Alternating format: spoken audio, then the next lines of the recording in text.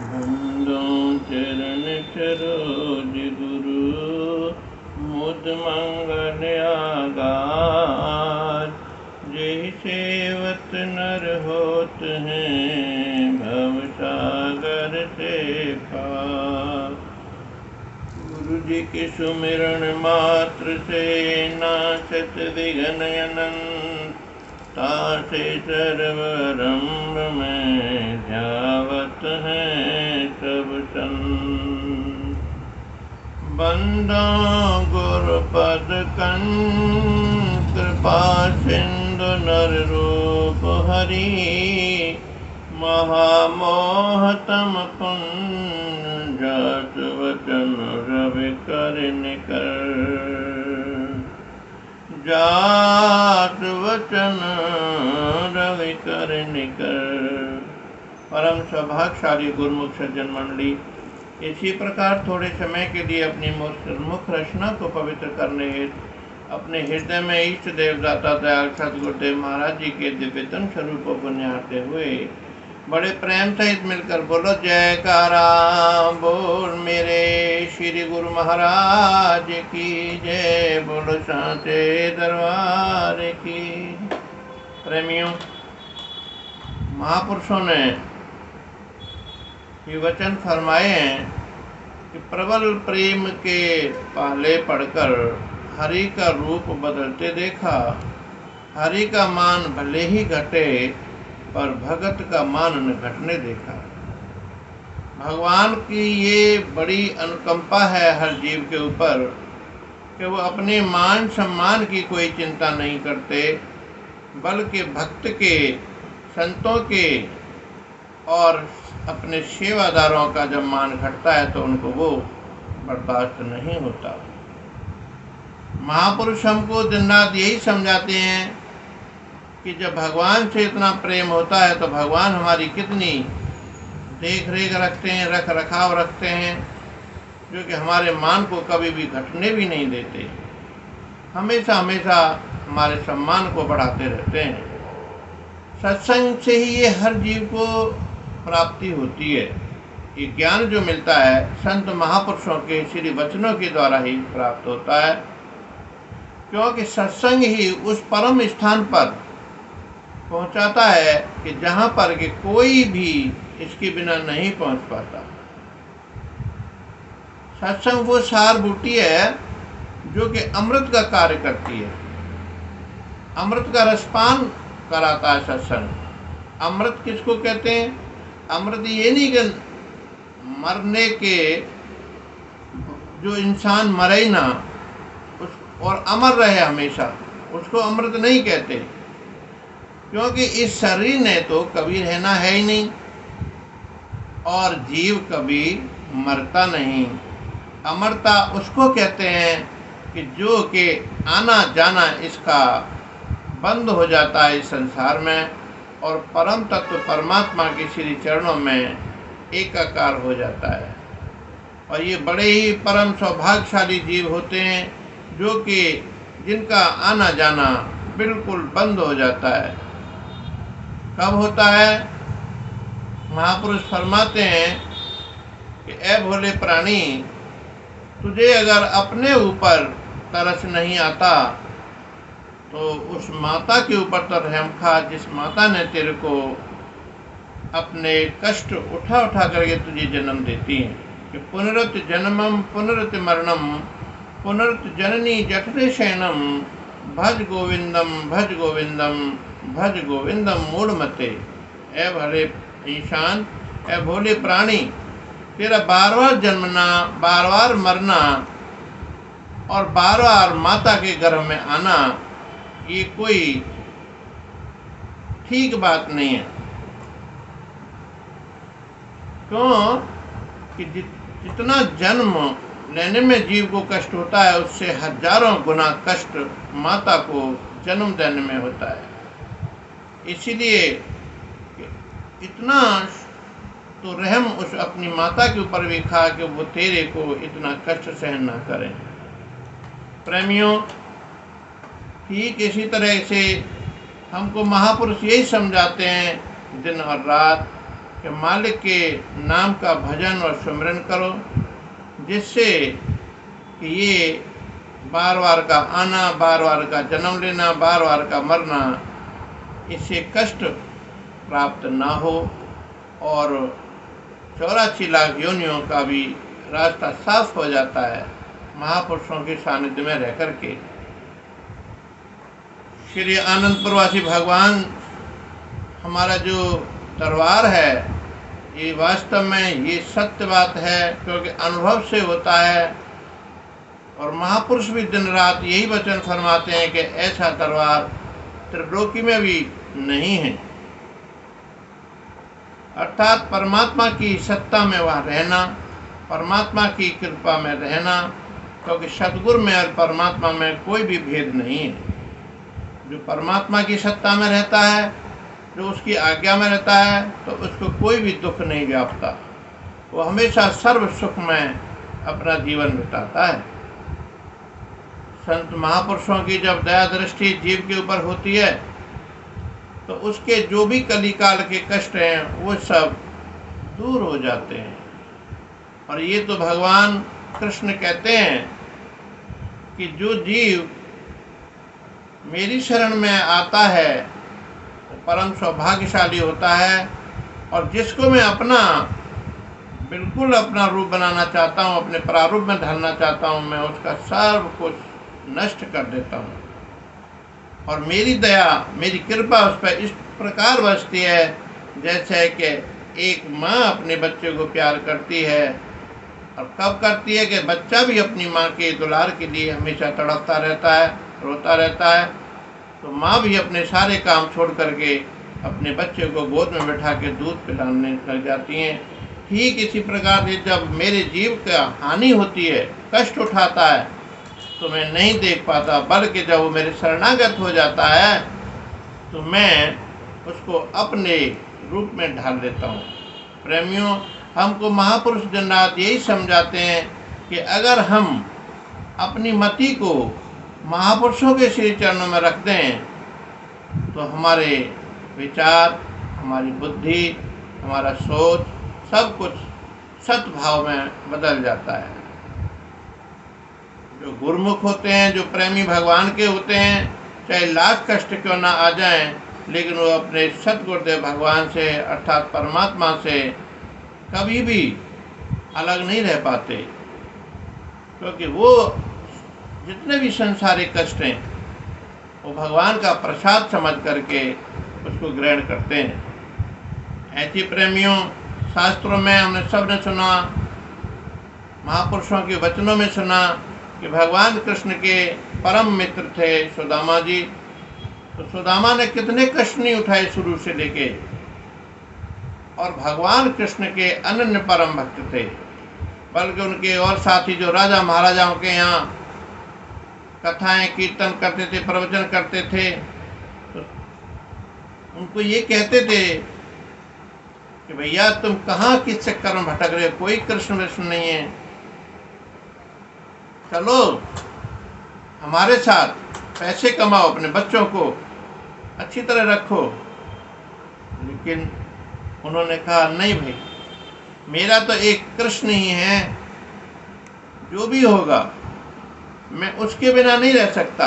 यहाँ तक कि उनकी इतनी दुर्दशा हो गई सुदामा की कि एक छोटी सी झोंपड़ी में रहते थे, घर में कुछ खाने पीने को नहीं होते थे, लेकिन जैसे सुदामा थे वैसे उनकी पत्नी थी, सहचर्या थी, सेवा वाली थी, भक्ति वाली थी। कभी भी वो इन परेशानियों से विचलित नहीं हुई और अपने स्वामी की अर्थात पतिव्रता थी, अपने पति की सेवा में हमेशा प्रसन्न रहती थी। जब भी सुदामा भिक्षा करके लाते थे तो उस भिक्षा में से ही, बहुत से लोग भिक्षा डालते भी नहीं थे उनको, तो उस भिक्षा में से अपने बच्चों को भोजन खिलाते थे। प्रेमियों, अगर किसी दिन भिक्षा नहीं मिलती तो बच्चे भूखे सो जाते थे। एक दिन उनको प्रसाद मिला खीर का और आकर के रखा, बच्चे 2 दिन से भूखे पड़े थे, बेचारे जमीन पर लेटे हुए थे, कपड़ों तन पर कपड़ा नहीं था। जैसे ही खीर का प्रसाद लाए, हाथ मुँह धोया और कहा सुशीला, ये चलो भगवान कृष्ण का जरा भोग लगा दो और बच्चों को भी खिला दो, उठा लो इनको, उठा नहीं जा रहा, इतने कमज़ोर हो रहे हैं। उन्होंने कहा हाँ स्वामी, आप हाथ मुँह धोएं। इतने में हाथ मुँह धो करके आए तो खीर को भी एक कुत्ता आया घर में और उसको खा के चला गया। भगवान कृष्ण देख रहे थे कि मेरे भक्त पर कितना कष्ट आ रहा है, लेकिन जरा सा भी डगमगा नहीं रहा।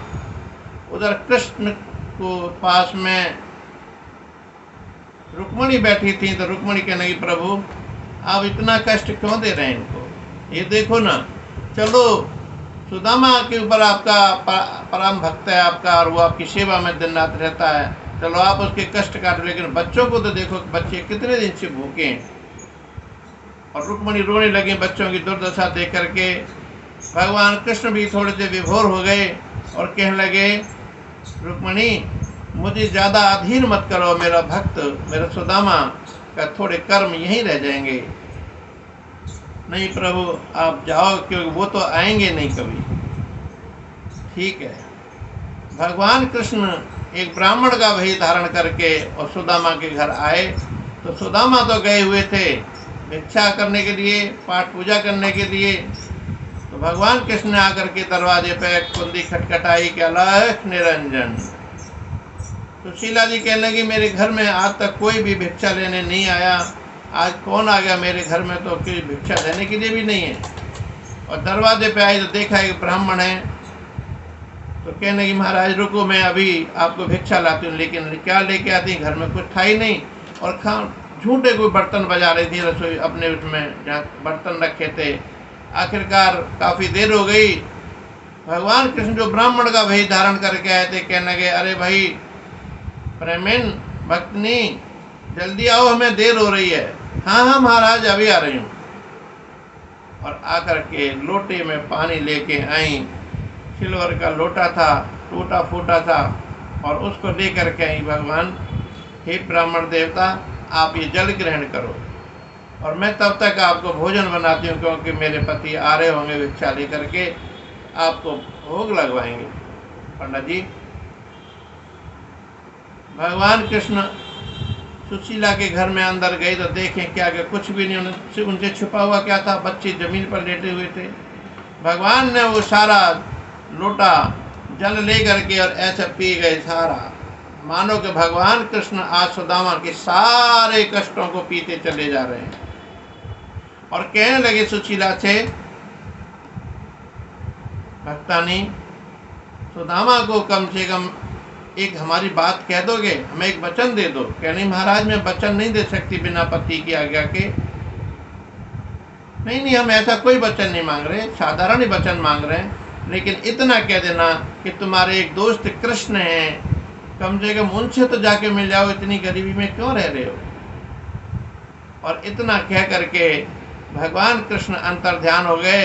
इतने के बाद में जब सुदामा आए भिक्षा करके, तो देख रहे थे कि पूरे घर में सुगंध ही सुगंध महक रही थी, सुगंधित हवाएं आ रही थी। देवता लोग प्रसन्न होते कि देखो भगवान कृष्ण कहाँ कृपा करने आए हुए हैं। भक्तों का हूँ मुकुटमणि में, मैं तो भक्तों का हूँ दास, भगत मेरे मुकुटमणि, भगत मेरे मुकुट की मणि पर सजे हुए हैं। प्रेमियों कैसा भाव है भगवान का, अपने भक्त के पीछे सब कुछ, अपनी भगवत्ता को भी भूल जाते हैं। कहने लगे सुशीला आज तुम बड़ी प्रसन्न हो रही हो। हाँ महाराज आज एक ब्राह्मण आए थे और ऐसे ऐसे भिक्षा में कुछ नहीं दे पाए, वैसे उनको पानी पिला करके विदा कर दिया। पर महाराज मेरे से वो एक वचन लेकर के गए कि क्या वचन दे दिया तुमने। वो कहते कि तुम्हारे पति का जो दोस्त कृष्ण है उसको याद दिला देना सुदामा को कि अपने दोस्त के यहाँ तो घूम आओ। अरे हाँ मेरा दोस्त है। अरे सुशीला छोड़ो क्या करेंगे वहाँ जाके। नहीं स्वामी आप जाना, मैंने उनको वचन दिया है ब्राह्मण को। ठीक है मैं कल जाऊँगा। दुर्बल कमज़ोर हो रहे थे सुदामा बहुत, और कहने लगे कि दोस्त के घर जा रहे हैं तो कुछ लेके जाएं। प्रेमियों संत महापुरुषों के घर भी जाएं, उनके आश्रम में जाएं, किसी रिश्तेदार के यहाँ जाते हैं तो हम कुछ न कुछ तो लेके जाते हैं, तो मैं खाली हाथ कैसे जाऊँगा। सुशीला गई मांग करके 4 मुट्ठी चावल ले गए, किसी ने छूटे फूटे चावल दे दिए, क्यों गरीबी में कोई किसी को नहीं पूछता। गरीबी में सब मजाक बनाते हैं, कहते हैं हमारे पास नहीं है। कहना बहन हमें उधार दे दो, मैं जब मेरे पति कृष्ण के यहाँ से आएंगे तो मैं बहुत कुछ दे दूंगी लौटा के। सब मजाक समझती थी। आखिरकार सब ने दे दिए टूटे फूटे चावल, और सुदामा जी लेकर के उनको रास्ते में चलते बने।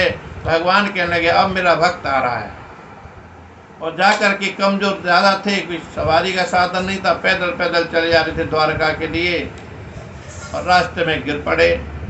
अब उठाए कौन उनको, और रोते रोते कहने लगे कि घनश्याम तुम्हें ढूंढते जाएं कहाँ कहाँ, घनश्याम तुम्हें ढूंढते जाएं कहाँ कहाँ, घनश्याम तुम्हें ढूंढते जाएं कहाँ कहाँ, घनश्याम तुम्हें ढूंढते जाएं कहाँ कहाँ, अपने विरह की याद दिलाएं कहाँ कहाँ, अपने विरह की याद दिलाएं कहाँ कहाँ।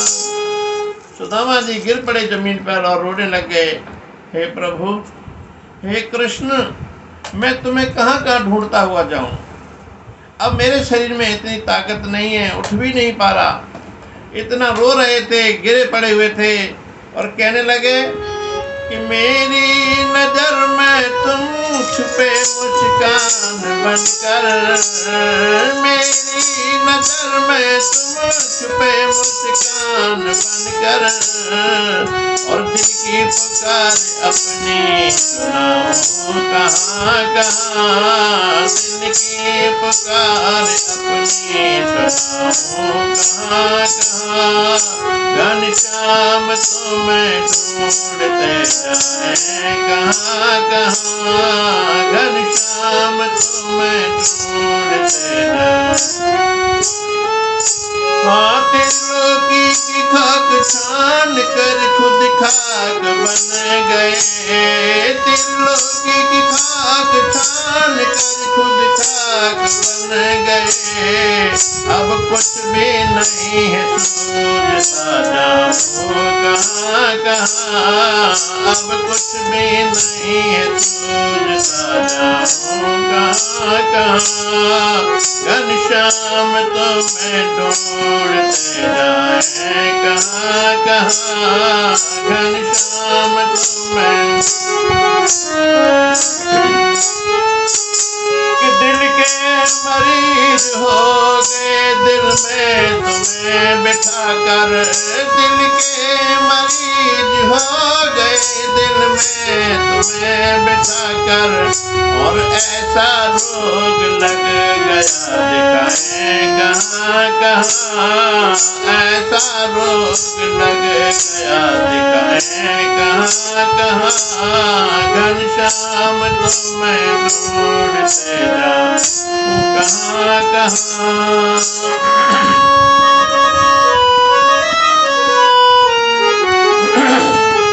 और दिन रात तेरी याद में आंसू बहाते हैं, दिन रात तेरी याद में आंसू बहाते हैं, तेरे ही प्यार के पल हमको सताते हैं, तेरे ही प्यार के पल हमको सताते हैं, अब हिम्मत नहीं है मुझ में जाऊं कहाँ कहाँ, अब हिम्मत नहीं है मुझ में जाऊं कहाँ कहाँ, घनश्याम तुम्हें ढूंढते जाऊं कहाँ कहाँ।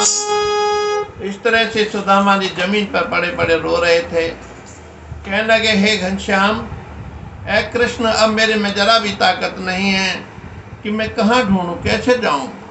इतना विरह में रो रहे थे कि भगवान कृष्ण स्वयं एक ब्राह्मण का भेष धारण करके आ गए और कहने लगे अरे भैया कहाँ जाओगे।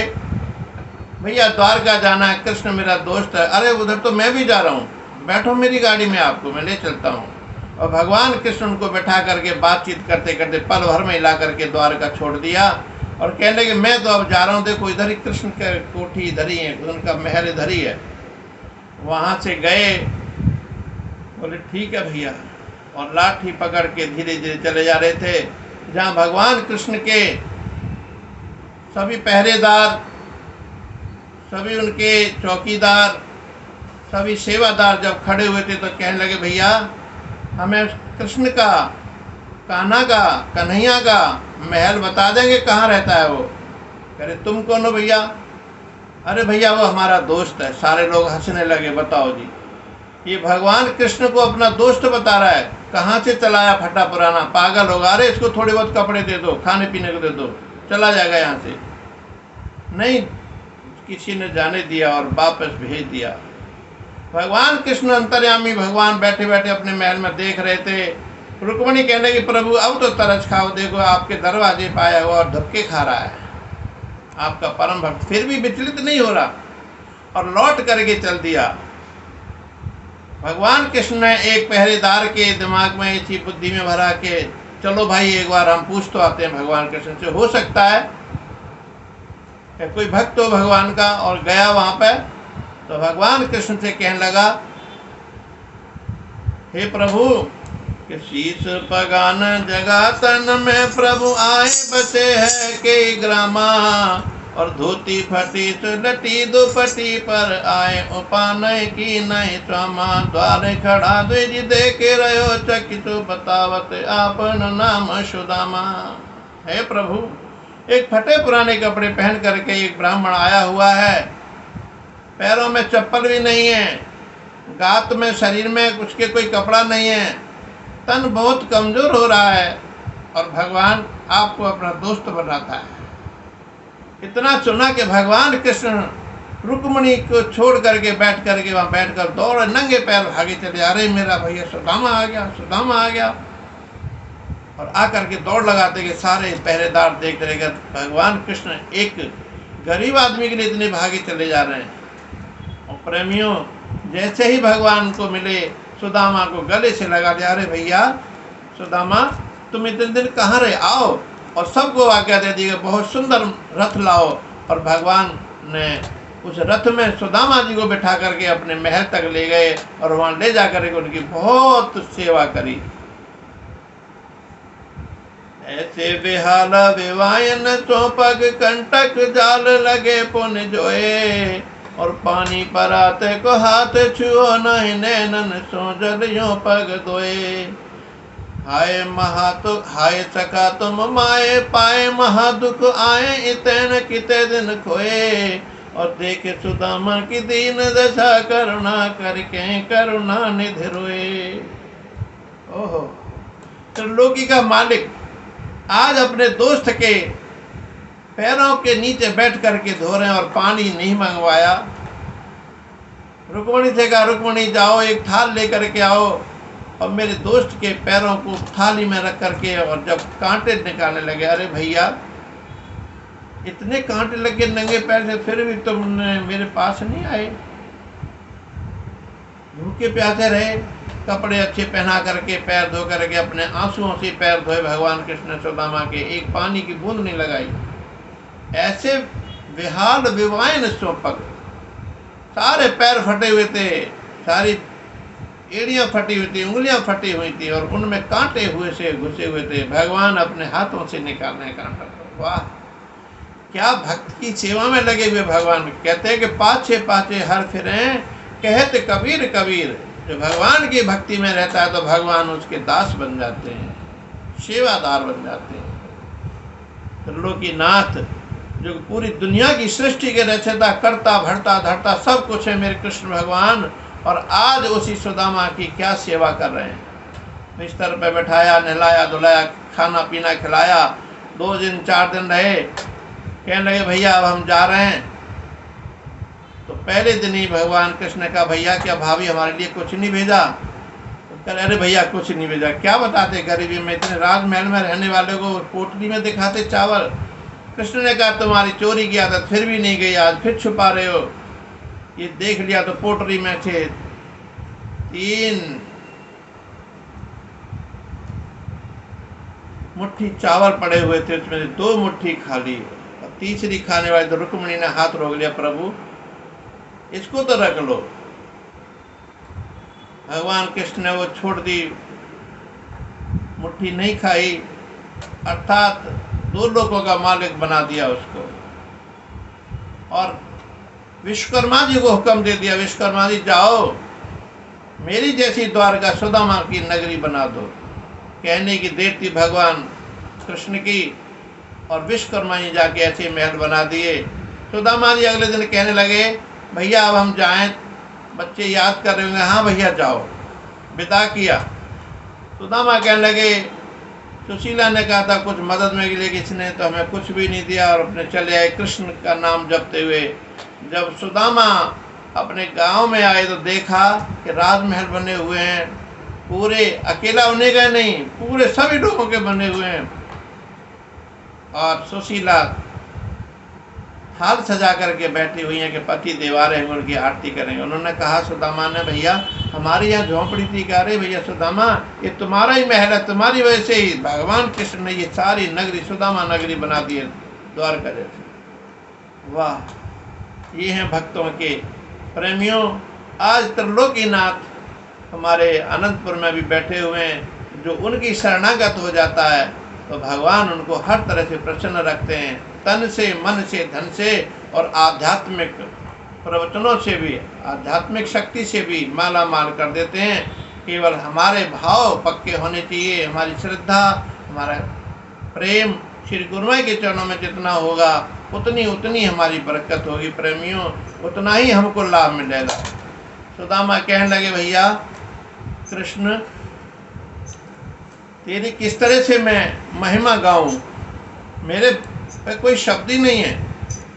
और कहने लगे, हे सुदामा, हे कृष्ण, मैं इस चमक धमक में कहीं तेरे को ना भूल जाऊं, कि मैं कहीं भटक न जाऊं, तेरी राह से विधाता चाहों और है निराशा, मंदिर दिखा दे दाता, चाहों और है निराशा, मंदिर दिखा दे दाता, मैं कहीं भटक न जाऊं, तेरी राह से विधाता चाहों और है निराशा, मंदिर दिखा दे दाता, चाहों और है निराशा, मंदिर दिखा दे दाता।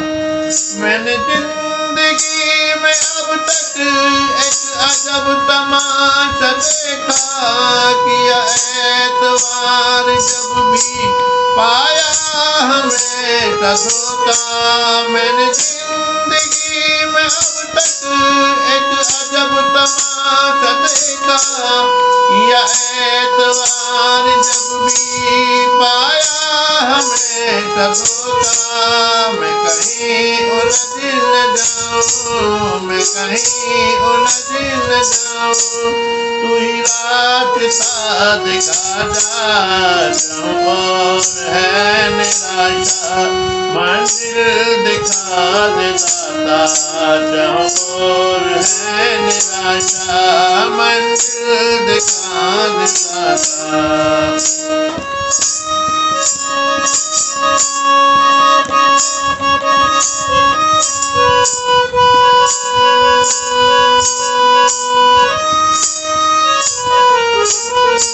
दुख दर्द की आहें ये खेल कर रही हैं, साथी कोई न मिलता तमन्नाएं बढ़ रही हैं। दुख दर्द की आहें ये खेल कर रही हैं, साथी कोई न मिलता तमन्नाएं बढ़ रही हैं। अरमान अब यही है, अरमान अब यही है, मेरी उलझने मिटा जा, चाहों और है निराशा, मंदिर दिखा दे दाता, चाहों और है निराशा, मंदिर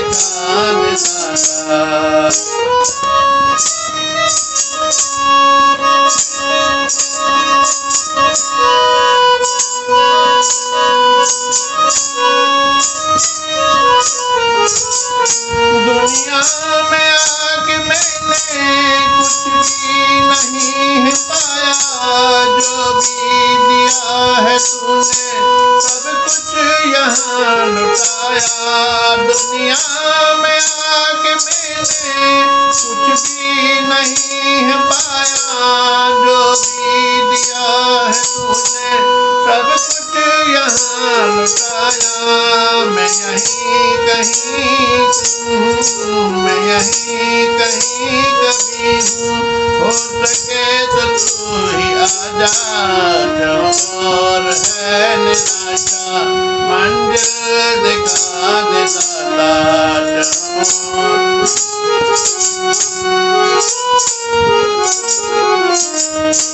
मेरी अब आरज़ू यही है, गुरुदेव से मिला दे मुरझाए दिल्ली की कलियां, एक बार फिर खिला दे। अब आरज़ू यही है, गुरुदेव से मिला दे मुरझाए दिल्ली की कलियां, एक बार फिर खिला दे। सतगुरु चरण से बढ़कर कुछ और नहीं है चाहा, और है निराशा मंजिल दिखा दे दाता। और है निराशा मंजिल दिखा दे दाता।